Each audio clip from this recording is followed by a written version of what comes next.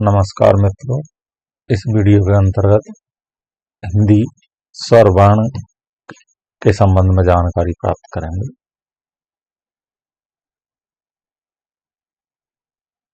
जैसा कि हम बता चुके हैं, हिंदी भाषा के मुख्यतः दो रूप में, उच्चारित या मौखिक और लिखित।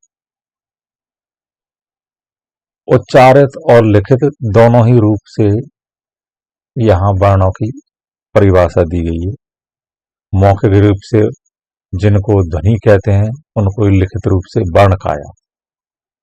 तो ध्वनि और वर्ण दोनों ही दृष्टि से, यानी मौखिक और लिखित दोनों ही दृष्टि से यहाँ वर्ण की या स्वर की परिभाषा देखें।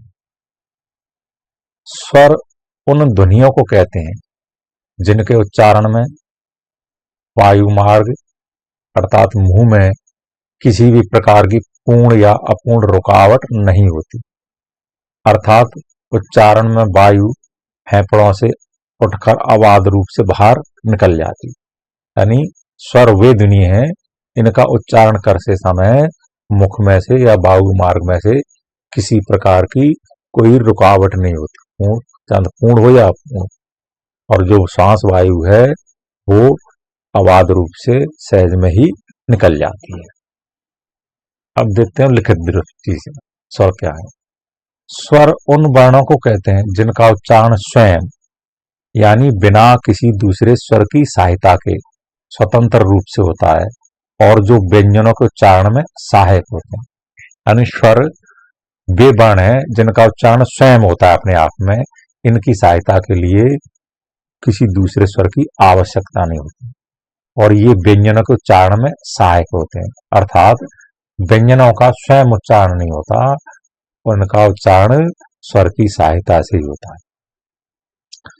जैसा कि महर्षि पतंजलि ने इसी बात को इस तरह से कहा है, स्वयं राजन्ते स्वरा अनभग भवती व्यंजन मिति, अर्थात स्वर स्वतंत्र हैं, व्यंजन उन पर आधारित है। यानी स्वर अपने आप में स्वतंत्र हैं, ये स्वर वर्ण भी हैं और अपने आप में अक्षर भी हैं, स्वतंत्र हैं। इनकी सहायता के लिए या इनके लिए स्वर या किसी व्यंजन की आवश्यकता नहीं होती, ये व्यंजन के उच्चारण में स्वयं सहायक होते हैं। हिंदी भाषा में स्वरों की संख्या कुल 11 मानी गई है। मूल स्वर 11 माने गए हैं। वो 11 कौन से? आ इ ई उ ऊ री ए ऐ ओ औ, यानी दोनों आ, दोनों ई, दोनों ऊ, री छोटा, दोनों ए और दोनों ओ। ये कुल 11 स्वर हैं, ऑथेंटिक हैं। कई परीक्षाओं पूछे जाए तो हमें 11 स्वर ही करने हैं। आगे देखते हैं।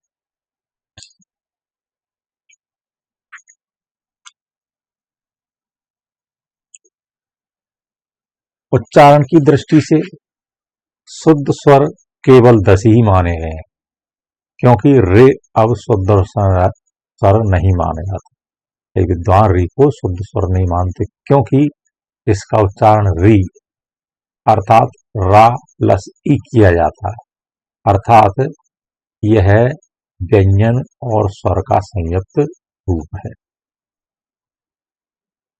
परंतु मानक रूप से, ऑथेंटिक रूप से री सहित स्वर कुल 11 है। यह री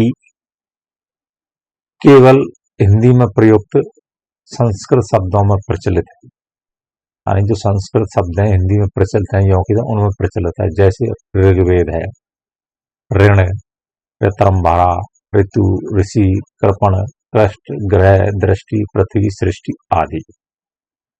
इन स्वरों के अतिरिक्त संस्कृत में बड़ी री, लृ और बड़ी लृ ये 3 स्वर और होते हैं, लेकिन इनका हिंदी में प्रयोग नहीं होता। जो बड़ी री है और बड़ा लृ है, ये इनका प्रयोग वेदों में होता है, वैदिक भाषा में होता है। स्वरों की सामान्य विशेषताएं या लक्षण कौन से हैं, ये हम देखते हैं। स्वरों की सामान्य विशेषता लक्षण इस प्रकार है। पहला बिंदु है स्वरों के उच्चारण में मुख विवर में जिह्वा विभिन्न आकारों को धारण करके, यानी स्वरों के उच्चारण में मुख विवर में जिह्वा है, जीभ है, विभिन्न आकारों को धारण करके श्वास वायु को निकालने की स्थिति में अंदर कर देती है तथा ऊपर या नीचे होकर मुख विवर को कम या अधिक खुला कर देती है।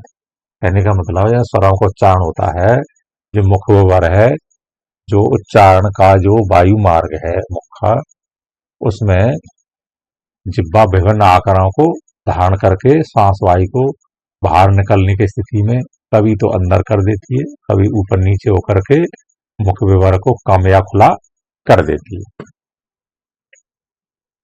आगे देखते हैं। सभी स्वर सघोष होते हैं, यानी स्वरों के उच्चारण में तंत्रियों में अपेक्षाकृत अधिक कंपन होता है या घोष होता है, आवाज आती है। स्वरों के उच्चारण में जिह्वा या ओठ कहीं भी स्पर्श नहीं करते, यानी स्वर स्पर्श वर्ण नहीं है, क्योंकि स्वरों के उच्चारण में जीभ या ओठ कहीं भी एक दूसरे का स्पर्श नहीं करते।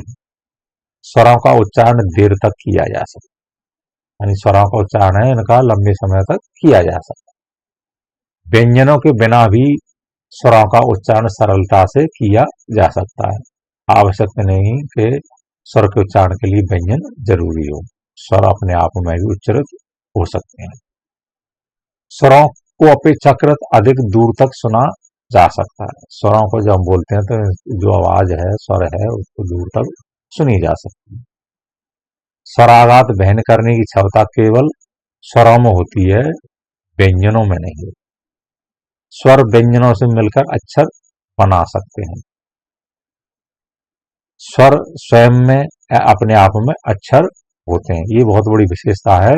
स्वर स्वयं में अक्षर भी हैं और वर्ण भी हैं, कहने का मतलब स्वर वर्ण भी हैं और अपने आप में अक्षर भी हैं, और ये स्वर व्यंजन वर्णों में मिलकर के व्यंजनों को भी अक्षर बना देते हैं। तो मित्रों, स्वर की परिभाषा, स्वर का स्वरूप और स्वर की विशेषताएं या लक्षण इस प्रकार से अगली वीडियो हम स्वरों के भेद या प्रकारों के बारे में जानकारी प्राप्त करेंगे। धन्यवाद।